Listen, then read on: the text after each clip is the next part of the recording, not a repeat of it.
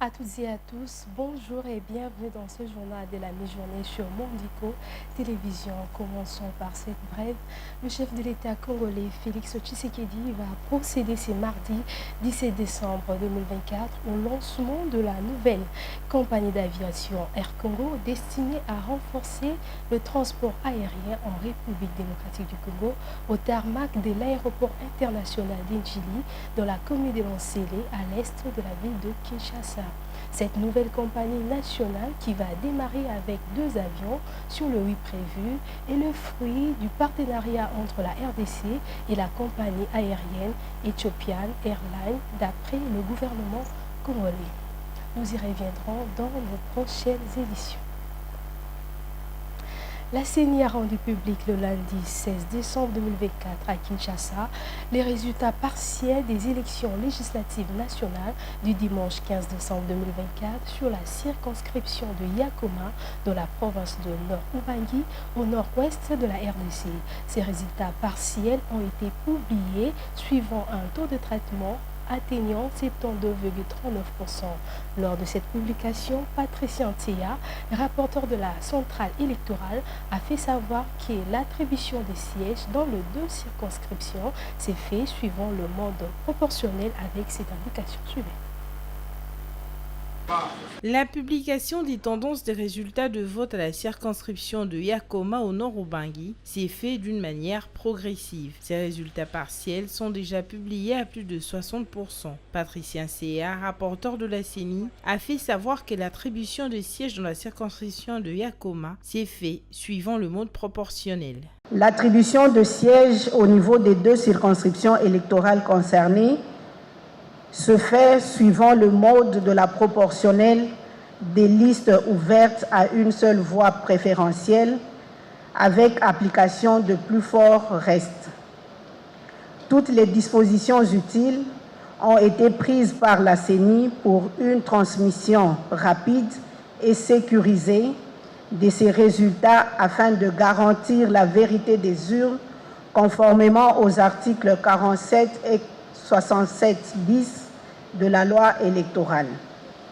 Ainsi, l'Assemblée plénière va présenter les tendances des suffrages dans chaque circonscription électorale pour chaque parti ou regroupement politique et par candidat. Au Nord-Ubangi, dans la circonscription de Yakoma, les résultats partiels du scrutin pour la députation nationale ont été publiés avec un taux de traitement de 72,39%. Selon ces résultats, Mbouini Mbouigido du regroupement politique APA MLC arrive en tête avec un total de 17 012 voix, soit 21,69% des suffrages. Il est suivi par Nzangi Ngelebi Antoine du regroupement politique Codé qui obtient 14 414 voix, soit 18,37%. À la 3e place, on trouve Dédé Kodoro Justin avec 11 756 voix, représentant 14,9% des électeurs. À Yakoma, 81 candidats à la députation nationale se disputent 2 sièges à pourvoir à l'Assemblée nationale, tandis que 240 candidats à la députation provinciale sont en course pour les 4 sièges restants à l'Assemblée provinciale du Nord-Ubangi. Les résultats finaux, après traitement complet du scrutin, détermineront les élus pour cette circonscription. Embouteillage à Kinshasa, le Sénat insiste sur les solutions radicales à cette problématique qui se répercute sur l'efficacité et le rendement de la population. Dans son discours de clôture de la session de septembre le dimanche dernier, le président du Sénat, Jean-Michel Sama-Lukonde, a rappelé comme Félix Tshisekedi dans son discours sur l'état de la nation la nécessité de trouver des solutions durables pour pallier cette situation.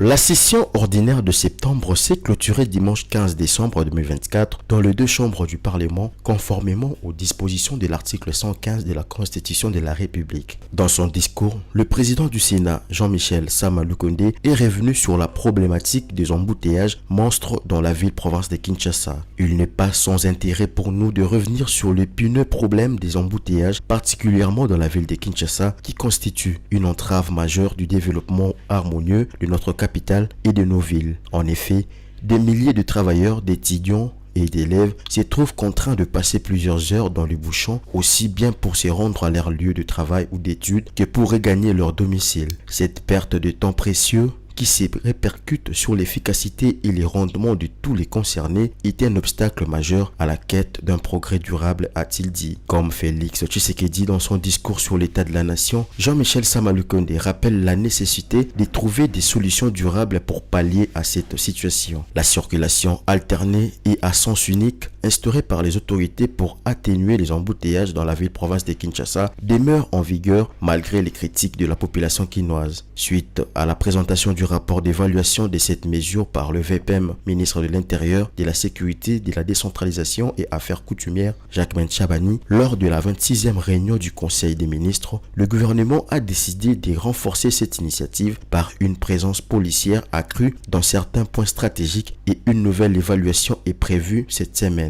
Bien que ces initiatives visent à fluidifier le trafic, elles suscitent de nombreuses critiques de la part de la population qui estime qu'elles contribuent davantage à compliquer la circulation et les déplacements quotidiens. Cette réunion d'évaluation fait suite aux instructions de la première ministre Judith Suminwa Tuluka données lors de sa communication à la 22e réunion du Conseil des ministres tenue le 15 novembre 2024 au centre financier de Kinshasa. Avant la première ministre Judith Suminwa, le président Félix Tshisekedi avait également exhorté au respect des mesures adoptées tout en invitant les initiateurs de stratégies de décongestion routière à améliorer l'initiative pour rendre la circulation plus fluide et plus aisée.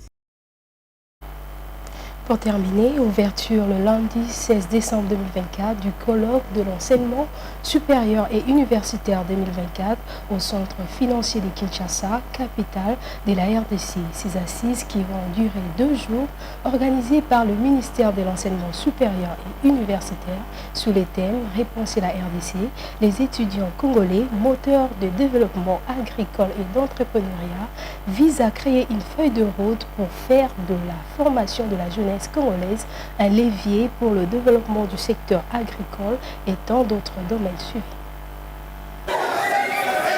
La première ministre Judith Suminwa Tuluka a ouvert le colloque en soulignant l'urgence de redynamiser les secteurs agricoles et l'entrepreneuriat des jeunes face à la montée du chômage et au décalage entre les programmes universitaires et les besoins du marché. Elle a également évoqué la loi cadre numéro 14 de l'éducation nationale qui permet aux établissements d'enseignement de développer des activités d'autofinancement, intégrant ainsi l'éducation et l'entrepreneuriat au cœur du progrès socio-économique.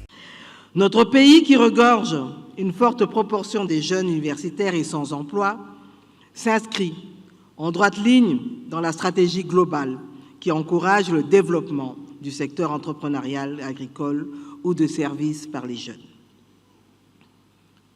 Comme l'a dit Madame la Ministre, il y a lieu de relever d'abord que la loi cadre numéro 14004 du 11 février 2014 de l'Éducation nationale prévoit en son article 172 que les établissements, les centres publics et privés agréés d'enseignement national peuvent créer et développer des activités d'autofinancement.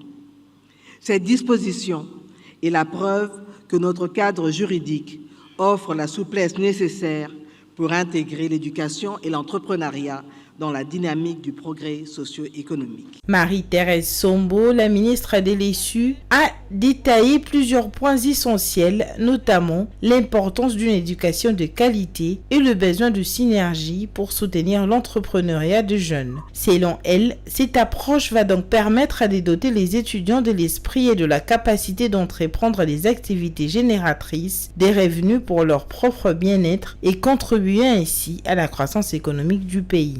Nous devons tous, chacun en ce qui le concerne, nous engager à promouvoir des initiatives qui permettront non seulement à nos jeunes d'accéder à une éducation de qualité, mais aussi à une formation professionnelle pertinente, tournée vers les opportunités d'emploi, à générer par soi-même en vue de rendre autonomes ces cadres de demain, mieux aujourd'hui déjà du fait de l'entrepreneuriat.